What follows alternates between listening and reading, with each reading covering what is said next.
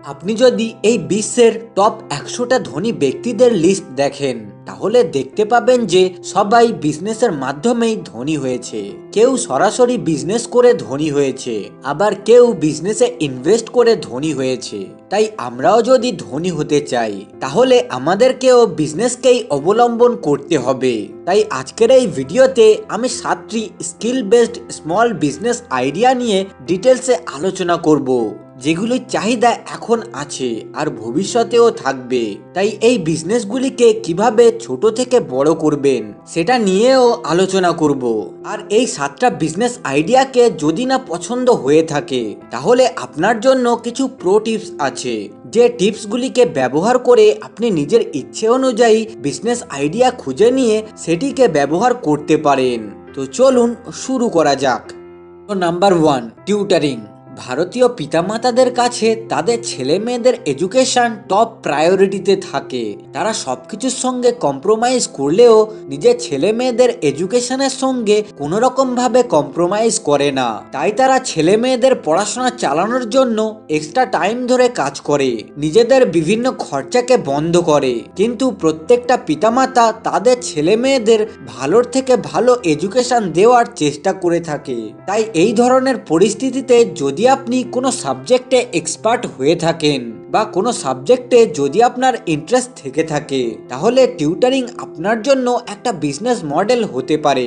দেখো বস, ন্যাচারালি যে কোনো বিজনেসের শুরুতে কাস্টমার বেস থাকে না, তাই শুরুতে একটা দুটো স্টুডেন্ট দিয়ে শুরু করতে হবে, কিন্তু এমনভাবে বোঝাতে হবে যে যেন তারা খুব সহজেই বুঝে যায় আর তাদের বেনিফিটও হয়। ফলে তারা তাদের বন্ধু বান্ধবদেরকে বলবে যে খুব ভালো পড়ায়, যার ফলে আপনার কাছে স্টুডেন্ট বাড়বে।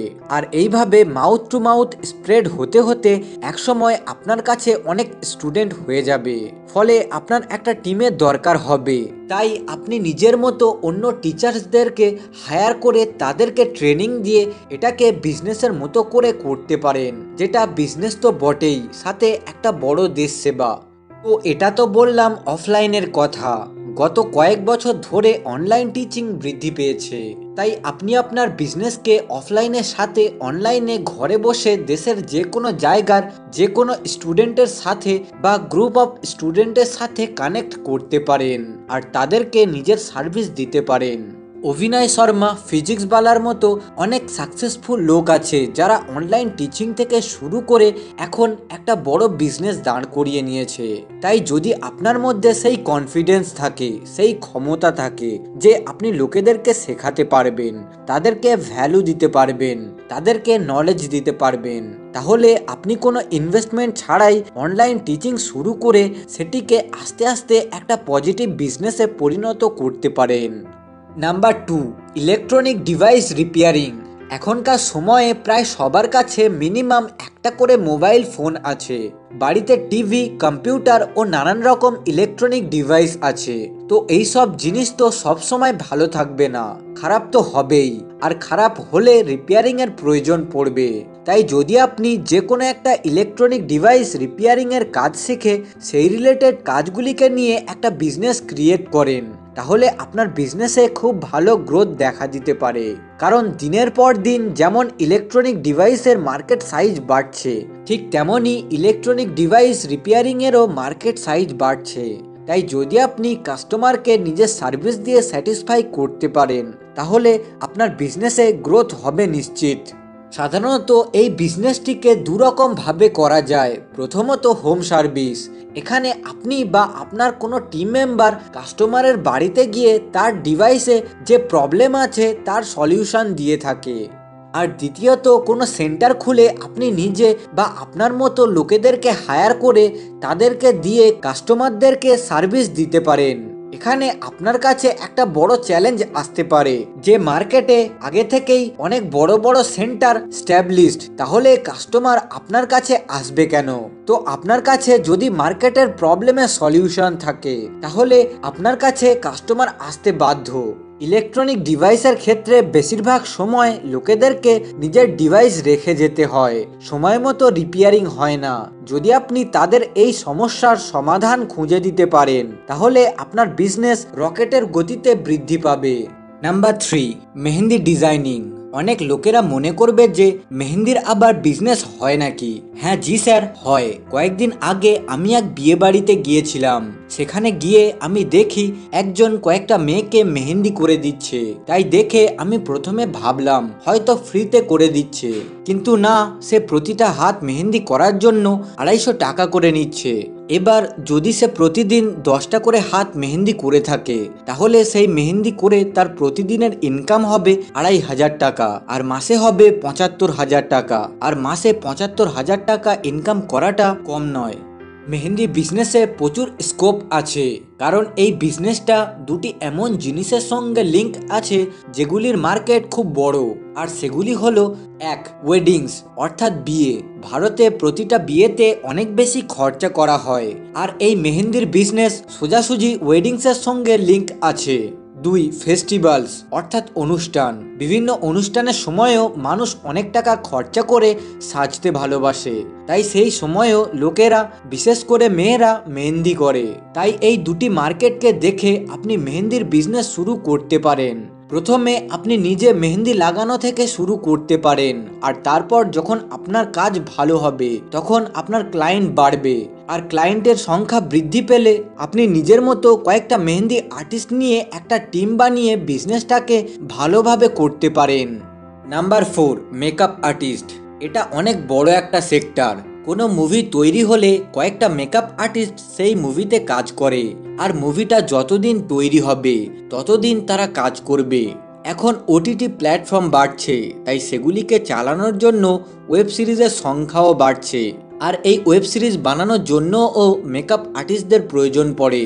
এছাড়াও বিভিন্ন অ্যাডস, ইউটিউবার্স, ইনফ্লুয়েন্সার্স আছে যাদের কাজের জন্য মেকআপ আর্টিস্টের প্রয়োজন। তাই এই ইন্ডাস্ট্রিটা ওভারঅল গ্রো করছে, কারণ মিডিয়া ইন্ডাস্ট্রি খুব স্পিডে গ্রো করছে। এছাড়াও বিয়ে তো আছেই, বিয়েতে কন্যাকে তো সাজানো হবেই, সাথে কন্যার বন্ধু বান্ধব সবাই সাজবে বিয়ে অ্যাটেন্ড করার জন্য, আর তার জন্য মেকআপ আর্টিস্টের প্রয়োজন পড়বে। এবার আসি এক্সিকিউশন পার্টে। তো সবার প্রথমে আপনাকে এই আর্টটাকে ভালোভাবে বুঝতে হবে যে কিভাবে মেকআপ করা হয়। এই কাজটাকে ভালোভাবে শিখতে হবে, আর শেখার পর যদি আপনি লোকেদের লুকিংকে এনহ্যান্স করতে পারেন, তাহলে লোকেরা আপনার কাজকে পছন্দ করবে, কারণ লোকেদের কাছে তাদের লুকিং খুব ইম্পর্টেন্ট একটা জিনিস। তাই এক্ষেত্রে ভালো সার্ভিস দেওয়াটা অত্যন্ত জরুরি। লোকেদের সঙ্গে ভালো সম্পর্ক রাখা জরুরি। তাই আপনি যাদের কাজ করে দেবেন তাদের কাছ থেকে জেনুইন ফিডব্যাক অবশ্যই নেবেন, যে কোনটা ইমপ্রুভ করলে কাজটা আরও ভালো হতে পারত। আর নিজের কাজকে সোশ্যাল মিডিয়াতে পোস্ট করুন, সোশ্যাল মিডিয়ার পাওয়ারকে ব্যবহার করুন। এইভাবে যদি আপনি স্মার্টলি চলেন, তাহলে ধীরে ধীরে আপনি একটা ব্র্যান্ডেড মেকআপ আর্টিস্ট হতে পারেন, যেখানে আপনি নিজের জন্য একটা নির্দিষ্ট ফিজ রাখতে পারেন, একটা টিম বিল্ড করতে পারেন। মিকি কন্ট্রাক্টর, ক্রিটি ডিএস এর মতো অনেক সাকসেসফুল মেকআপ আর্টিস্ট আছে যারা ছোট থেকে শুরু করে এখন নিজেই একটা ব্র্যান্ডে পরিণত হয়েছে। Number 5, customise clothing. আজকালকার যুবক যুবতীরা নিজেকে ভালো দেখাতে চায়, তাই তারা নিজের ড্রেসের পিছনে ভালো টাকা খরচা করে। তাই এই সময়ে একটা ভালো বিজনেস আইডিয়া হলো কাস্টমাইজ ক্লোথিং। অনেকেই নিজের মতো করে ফিটিংস অনুযায়ী জামা কাপড় বানাতে পছন্দ করে, কিন্তু এটা সব জায়গায় সহজে অ্যাভেলেবেল নয়, কারণ এতে সময়ের সমস্যা হয়ে থাকে। তাই লোকেদেরকে সঠিক দর্জি খুঁজতে হয়। এই সময়ে যদি আপনি এই সার্ভিসটাকে ইজিলি অ্যাপ্রোচেবল করে দেন আর সময় মতো কোয়ালিটি সার্ভিস দেন, তাহলে আপনার বিজনেসে গ্রোথ দেখা দেবে। এই বিজনেসটাকে আপনি দুরকমভাবে করতে পারেন। প্রথমত, আপনি নিজে সেলাই শিখে নিজের আশপাশ থেকে আস্তে আস্তে বিজনেসটাকে শুরু করে ধীরে ধীরে নিজের ব্র্যান্ড বিল্ড করতে পারেন। আর দ্বিতীয়ত, ভালো একটা টেলার রেখে তাকে দিয়ে সেলাই করিয়ে বিজনেসটাকে শুরু করতে পারেন। এখানে আপনার ফোকাস কাস্টমার আনার দিকে আর নিজের ব্র্যান্ড বিল্ড করার দিকে রাখতে হবে। এখানে যদি আমি কয়েকটি অলরেডি সাকসেসফুল বিজনেসের উদাহরণ দিই, তাহলে সেগুলো হলো অম্রপলি টেলার্স, দর্জিয়ান কলস ইত্যাদি। Number 6, consultancy. এই বিজনেস আইডিয়াটা সবার জন্য নয়, শুধুমাত্র তাদের জন্য যাদের কাছে বড় বিজনেস করার মতো টাকা নেই, কিন্তু কোনো পার্টিকুলার ফিল্ডের এক্সপিরিয়েন্স আছে। ধরুন কেউ 10 থেকে 12 বছর কোথাও জব করছে বা কোনো কাজ করছে যাতে তার এক্সপার্টিজ আছে, তাহলে সে কনসালটেন্সি করতে পারে, যেখানে সে তার এক্সপিরিয়েন্সের মাধ্যমে লোকেদেরকে বা সেই রিলেটেড বিজনেসগুলিকে সাহায্য করতে পারে আর তার পরিবর্তে একটা ফিজ নিতে পারে। কারণ এখনকার সময়ে প্রত্যেকটা ইন্ডাস্ট্রিতে গ্রোথের জন্য কনসালটেন্সির প্রয়োজন পড়ে। যখন কোনো বিজনেস বা অর্গানাইজেশনে কোনো চ্যালেঞ্জ আসে, তখন সেই বিজনেস বা অর্গানাইজেশনটা কনসালটেন্ট বা অ্যাডভাইজার হায়ার করে আর তার কাছ থেকে অ্যাডভাইস নেয়।